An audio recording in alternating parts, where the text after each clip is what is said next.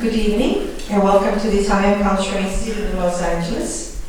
We're truly delighted to host tonight the launch of the Mentoris book series by the Barbera Foundation. Founded by Robert J. Barbera, the Foundation's mission is to encourage and inspire young people to create a stronger future by supporting educational training and initiatives that foster an appreciation of history and culture. In the past, the Barbera Foundation has supported institutions of higher learning such as Thomas Aquinas College, Pepperdine University, and the California State University system. Its focus now is on the Mentoris Project, which creates a library of accessible books that educate and inspire. By telling the story of great Italians and Italian Americans, the Foundation seeks to forge a new generation of American leaders. This event is organized by the Italian Cultural Institute and the Barbera Foundation. I would personally like to thank and acknowledge Robert Barbera for his continued support to the Italian Cultural Institute and to Italian culture and Italian languages in general as well as Natalie Barbera and Ken LaZebnik for their collaboration in organizing this event. And I also like to take a moment to thank my colleague Hilde Gallocchia, who has been of strategic support to organize this. As a courtesy to others, now please, I invite you to turn off your cell phones. Thank you for your cooperation. I would like to invite you all to our next big event in the Institute on March the 1st, the second edition of International Design Day. The exhibit will be Delineo Italia Bellissima, will open on March the 1st. One section of the exhibit will highlight works of by regional ceramic and textile artisans, while another section will feature artwork specifically created for the Italian Cultural Institute by internationally renowned artist Valerio Berruti. Please take a moment before you leave to join us as a member if you're not a member yet, and you can apply and ask at the front desk. Now, please, I'd like to thank once again Robert Barbera and the Barbera Foundation for this wonderful initiative and this very wonderful evening. And now, please, let's give a very warm round of applause to Robert Barbera.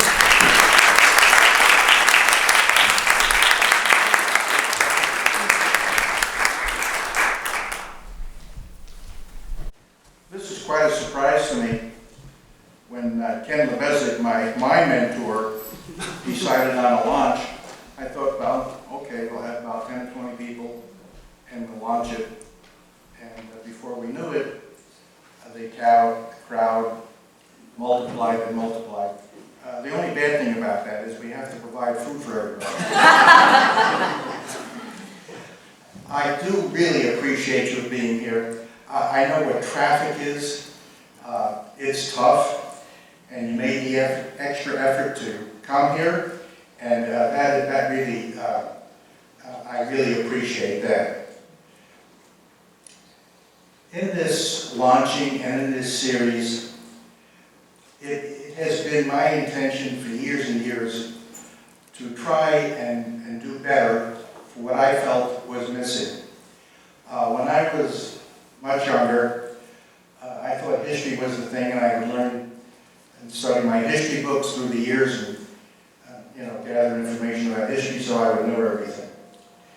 Then I noticed that over the years, people started talking about heritage and culture. And I said, they're nice words, but I didn't see the depth in understanding what they really meant by heritage and culture.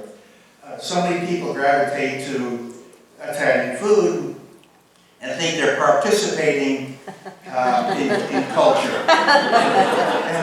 And somebody says, oh yeah, I'm Italian. And, oh, you're Italian? What Italian restaurant do you go to? And I'm looking at it, and quite frankly, nobody cooks like mother, so forget it.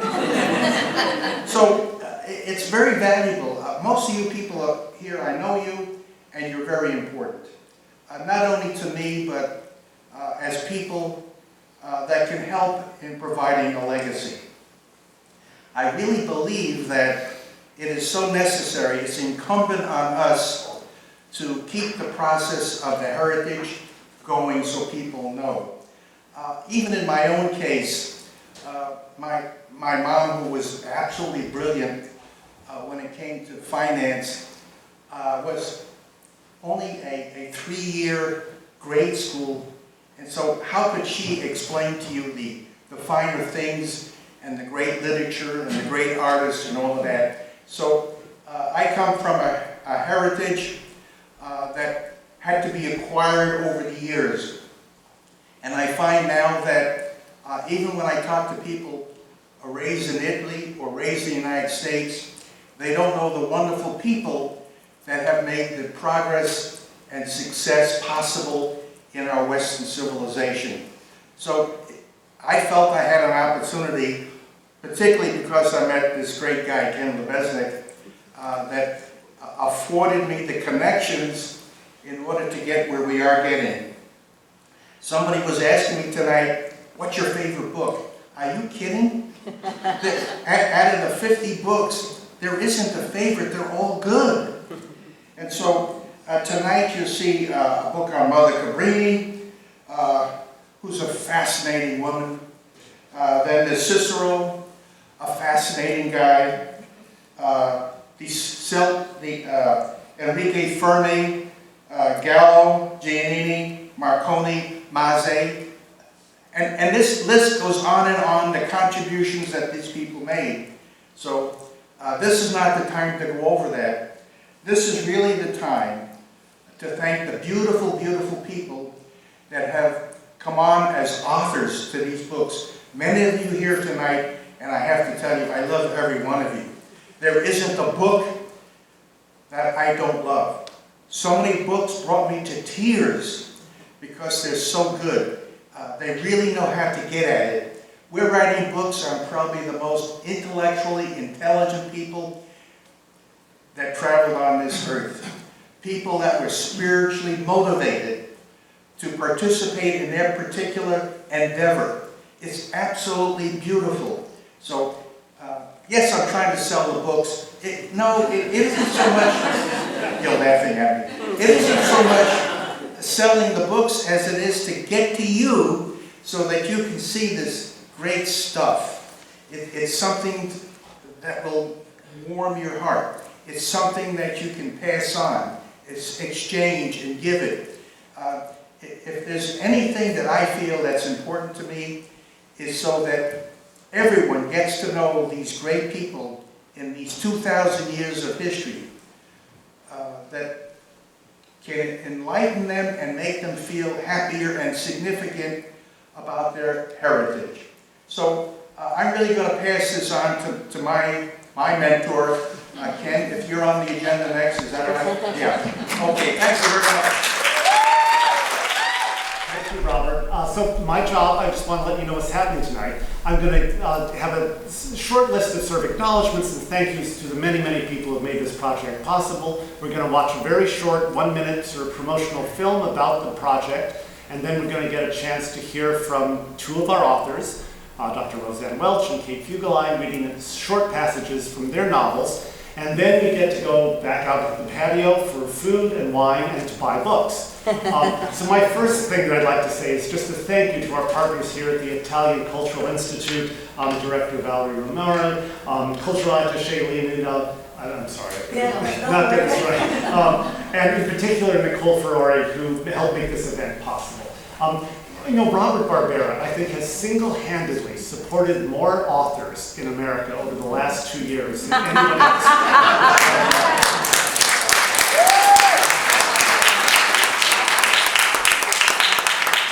And as managing editor, it's been my great pleasure to assemble a team, and I would even say an army of people that have made this whole project possible. So please bear with me. This is a bit of that sort of Oscar speech of long list of acknowledgments. But there are many, many people, and many are here tonight, who have made this all possible.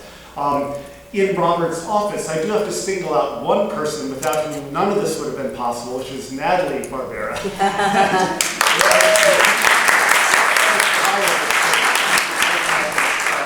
Happen.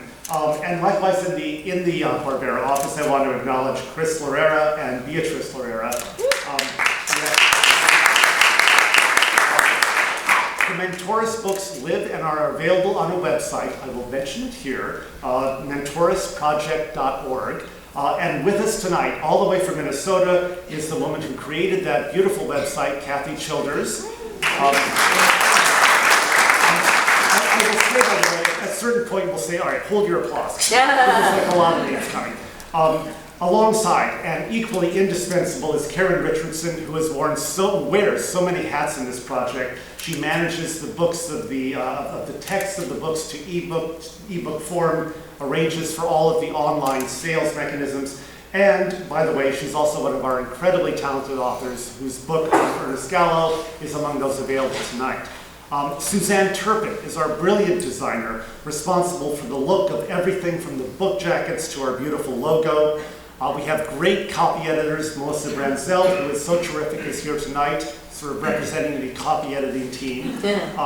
Nicole Gregory is another indispensable editor, but as well, she's the author of the beautiful book on Mother Cabrini.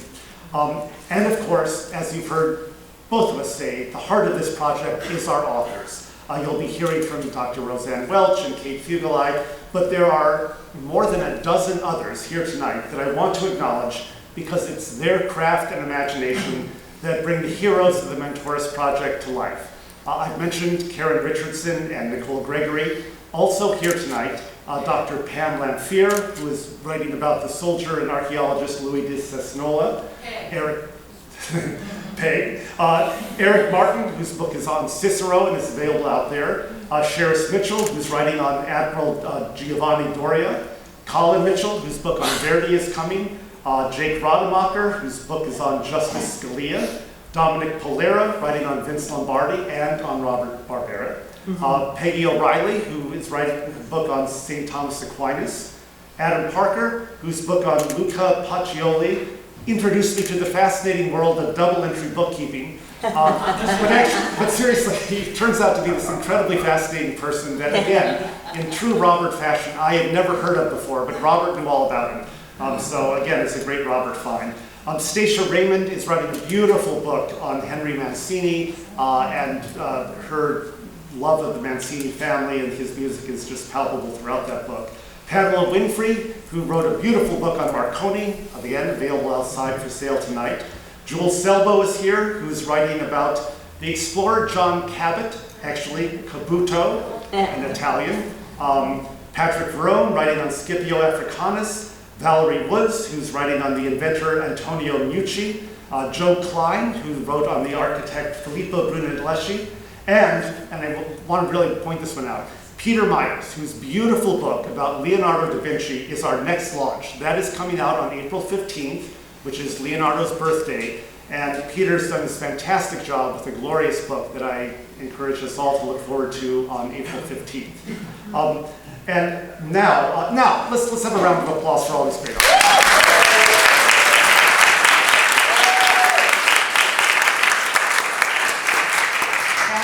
As I mentioned, we do have a wonderful little promotional film about the project that was put together by a very talented young filmmaker, Xander Eckhouse, and can't see where the booth is, but why don't we roll the little film right now.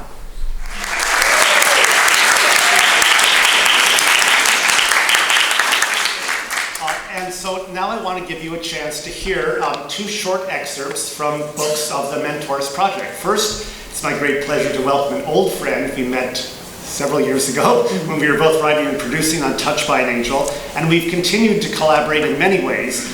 She has written and edited many books, including, may I put in a promotion for something else, the forthcoming collection of essays on women screenwriters in early Hollywood, When Women Wrote Hollywood, which features profiles written by alums from the program that we are both affiliated with, the Stevens College MFA in TV and Screenwriting, which is well represented here tonight, I know. So please welcome Dr. Roseanne Welch to read from her book, America's Forgotten Founding Father, a novel based on the life of Filippo Mazzei. Roseanne.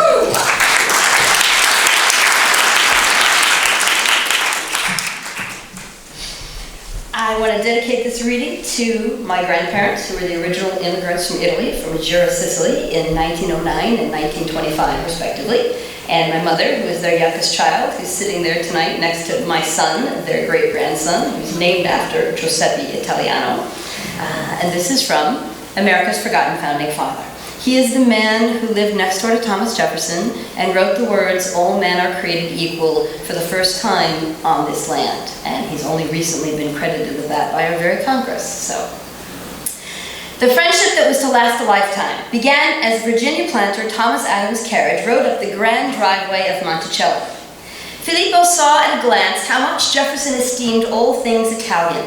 The neoclassical design of the main home came from the principles described by Italian Renaissance architect Andrea Palladio. "How do you know that?" Adams asked Filippo as they drove.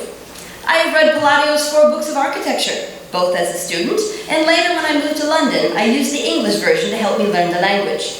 Among all the architects in Europe, Palladio is considered the most influential individual in the history of architecture. His precepts are unforgettable." Filippo felt the pride of his homeland as he took in the grandeur of the 4 columns and the center rotunda of Monticello. "To see my culture echoed in this new land. It means you belong here, my friend," said Adams. More than the echo of Italian architecture, Filippo felt at home the moment the 32-year-old Jefferson stepped out the front portico, all 6 feet 2 inches of him. Jefferson greeted them in Italian, though he mispronounced ciao, saying it phonetically, "ciao." For an instant, Filippo did not know how to respond. To correct his host seemed disrespectful, but to allow him to continue uncorrected could cause embarrassment later. Jefferson clearly saw the confusion on Filippo's face and switched to English. "You must excuse my pronunciation, sir," began Jefferson. "Have only read the language up until now. I have never heard the words spoken aloud. I hope I have caused no offense." "Oh, no offense taken," promised Filippo immediately in English. "The great Jefferson has made a mistake?" laughed Adams heartily. "I knew Filippo would be an asset to the colonies." Filippo switched to Italian to say, "Ciao e grazie mille," pronouncing each word slowly so that Jefferson would take note, which he certainly did. "Thank you for offering such generous hospitality in such an elegant home." Jefferson basked in the compliment to his pride and joy. "I have often said that Italy is a field where the inhabitants of our southern states may see much to copy in our own agriculture," Jefferson said, again trying to exercise his Italian. Adams laughed heartily. "Would anyone care to translate, or shall I retire to my room and allow you two to continue the lessons?" "We shall all retire," Jefferson said. "After our guest has done me one more favor." "Anything," said Filippo. "May you please allow me to hear the name of my home pronounced by a native?" Jefferson asked. "Of course," said Filippo, as he stood on the portico himself, admiring the view of the main gardens and the mountains beyond. Then he said, "Monticello," phonetically. "Monticello," little mount. "Ah," Jefferson noted, "your CE is pronounced ch. I shall remember that. Italian is such a delightful language, but I fear learning it has confounded my French and my Spanish." Then Filippo watched warmly as Jefferson himself looked out over his land and said for the first time, "Monticello." As it had been such a long trip, the men all retired to their rooms, with Jefferson extracting a promise that Filippo would rise early and join him on his morning rounds. So before breakfast, the 2 men set out on foot across leaf-strewn paths to see what Jefferson had built. Filippo said quietly, not wanting to disturb the peace, "Que bella vista." "That's why I wanted to own this land, not merely inherit my father's next door," said Jefferson. "My father forewent tobacco a few years ago for wheat. He's influenced by Washington, who fancies himself a great farmer, though I'm convinced he's a better surveyor." "But I thought tobacco was the darling crop of Europe," said Filippo. "The problem is tobacco can wear out your soil if you're not careful about its cultivation. And at this time in our relations to our mother country," Jefferson said, "wheat exports do not require the same financial entanglements with English merchants, so many of my neighbors have moved away from tobacco." "But if my eyes do not deceive me, you have not made this move," said Filippo. "Some English merchants have begun to sell tobacco at a price too low to suit the planters in Virginia. They hope to break our ability to, dare I say it, foment rebellion. But my connections still pay me well." "Perhaps the merchants were told what I was told, that New England is the center of this rebellion," said Filippo. "Ha! That's what John and Sam Adams want you to think," said Jefferson. They may have a corner on the rhetoric, but we have the funds to support such an adventure. Filippo could tell Jefferson was feeling him out to see which side Filippo would take, since he had recently been living in England. I believe in freedom, Filippo stated clearly. I have seen too much of those in power dictating how those in poor circumstances must live. Then we're in agreement, said Jefferson. As Filippo shook hands, he noted with irony the small wooden cabins that dotted the edges of the field, enough to house the individual enslaved families that Filippo saw already at work.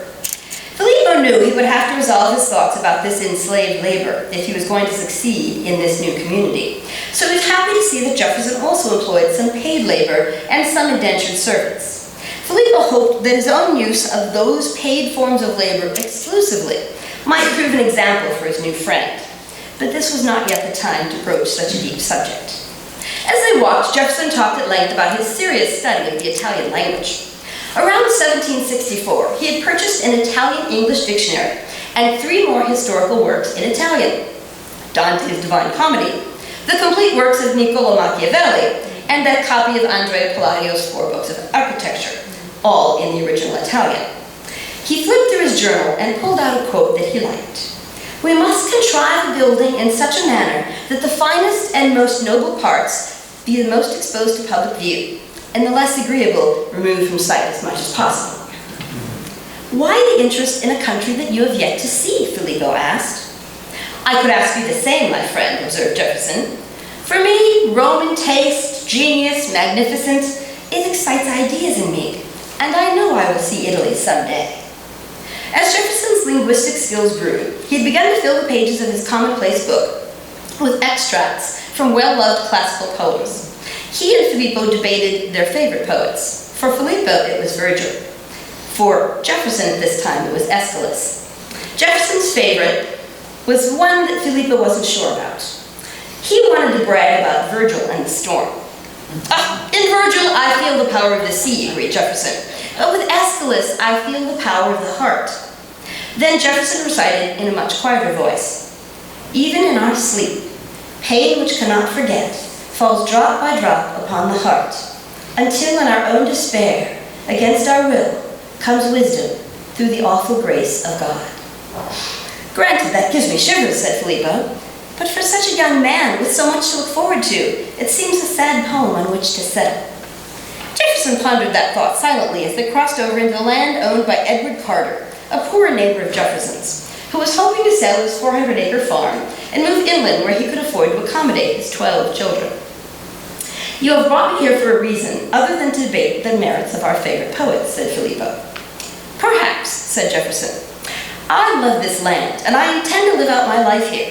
But without society, men are never contented. Buy this land, live near me, and we can build a society to our taste. The young James Madison, who I hear you've already met, will inherit the land next door from his father a few years from now." "But I've yet to see the land that Mr. Adams has offered to sell me in Augusta County," said Filippo. "Our soil is much more fertile for wine than anywhere in the country," said Jefferson. "How do you know?" asked Filippo, "since no one has yet tried to cultivate wine in any of your colonies?"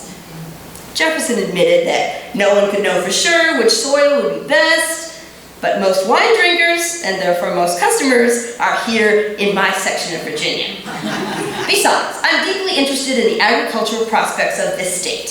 If you live beside me, I may watch you cultivate wine, and the almonds and the olives and the other Mediterranean plants you've brought, from a front row seat." More and more amazed at how 2 men born in countries so far from each other, into such seemingly different families and cultures, could share so much in common, that Filippo swayed closer to Jefferson's plan. When finally the Virginian threw in a large number of his own acres to add to Filippo's holdings, he couldn't help but agree. Neighbors they would be, for life. Wonderful.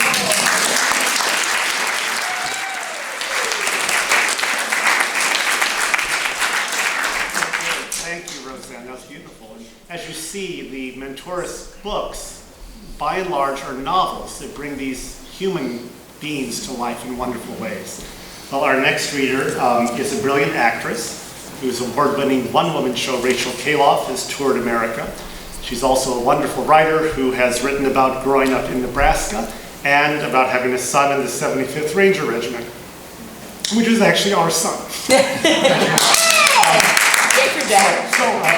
Full disclosure, Kate Fugale is my wife, and she's written a superb book for the Mentoris Project, Fermi's Gifts. Please welcome Kate.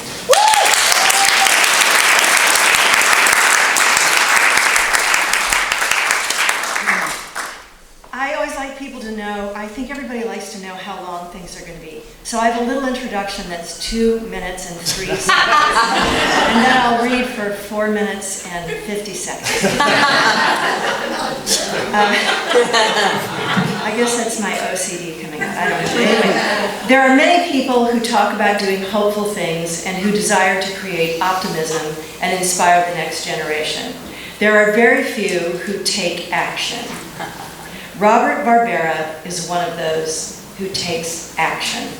His dream of creating a series of books that would highlight the lives of those who inspired us, moved us, changed the world is becoming a reality.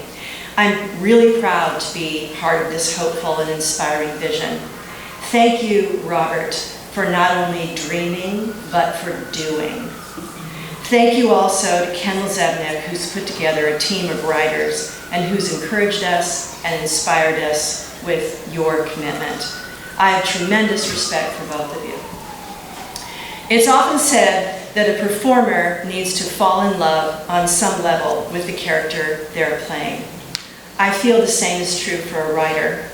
I was intimidated at first by the prospect of writing about the Nobel Prize-winning physicist, Enrico Fermi. I soon fell in love with him. Most people know about his Nobel Prize and his work on the Manhattan Project. They don't know about his immense stamina, his sense of humor, his ability to make complicated things understandable, his fierce love of the out of doors, and the love and respect he commanded by all who worked with him and studied with him, and his utter lack of pretension. When you spend months and months studying a person, I believe they become part of your soul. The passage I'd like to read takes place when Fermi was about 25 years old, in about 1925, and on a summer vacation in the Dolomites. He was on the verge of being a tenured professor of physics at the University of Rome, a phenomenon, something that had never happened to someone so young. Dr. Castelnuovo, a professor of mathematics, had invited Fermi to come and stay with him and his boisterous family for a vacation. The Capon family was also there, and their daughter Laura was falling in love with Fermi. But Fermi had no interest in sitting around and talking to Professor Castelnuovo. He and his friend Rossetti led groups of young people, among them Gina Castelnuovo and Laura Capon, on endless hikes in which they fired questions at them, a sort of vigorous classroom. Classic Fermi. Can't we slow down even for a moment, whispered Gina Castelnuovo, daughter of the mathematician Guido Castelnuovo, to her friend Laura Capon. Enrico won't allow it, Laura answered.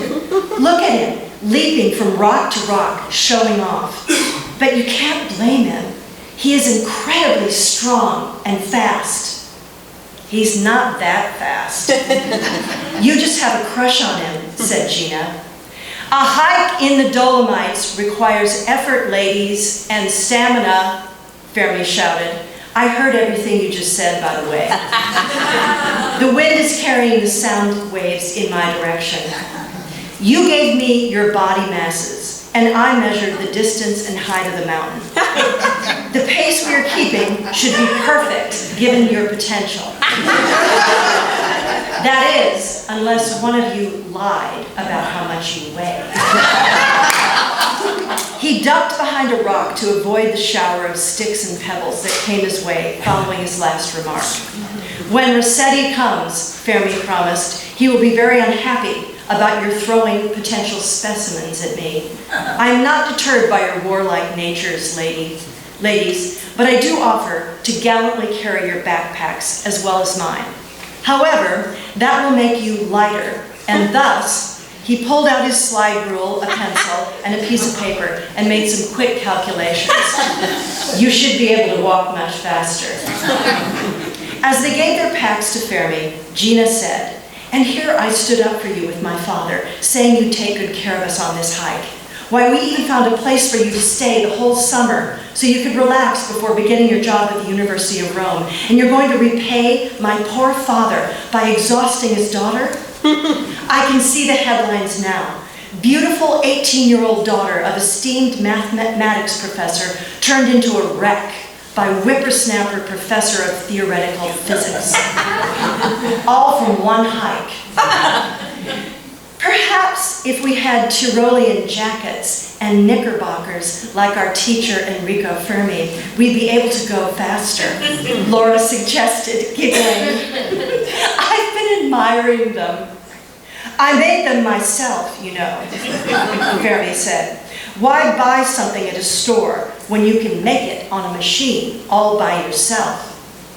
Is that why the back end is sagging? Is it the material or something else, said Laura, feigning innocence. Either you need a tailor or a diet. Fermi ignored the teasing, put up his thick thumb to measure the height of the sun, and declared, in precisely 7 minutes, it will be noon. If we stop wasting oxygen by chattering, we can stop for lunch. Anyone who has misled me on her weight will receive a half ration. More sticks and pebbles flew through the air. Do you never get out of breath, ever? Laura asked. Not once that I can ever remember, Fermi answered. I seem to remember a time 2 years ago when you were entirely out of breath, said Laura. It was on the first day we met. You tripped on your shoelace and went sprawling during a soccer game. Or have you forgotten? Asked Laura. Fermi's face suddenly became very earnest. I haven't forgotten a single moment of that day, he said, looking deeply into her blue-green eyes. Laura smiled, understanding his meaning. A blush came to her cheeks. But that didn't count as out of breath, he said, recovering himself. A large object, namely the earth, pressed against my chest. That was an entirely different matter, and therefore not at all admissible as out of breath. You say you're majoring in science at the University of Rome? A sophomore should know better. We're terrified that we'll have you as a teacher, said Gina, elbowing her friend. You shouldn't be, said Fermi confidently. I pride myself on being able to teach anyone anything, no matter how doltish or slow. This prompted a third rain of sticks and pebbles. All at once, the hikers came to the crest of the mountain and gave a collective gasp. Below, a vast green mountain meadow spread out like an emerald carpet.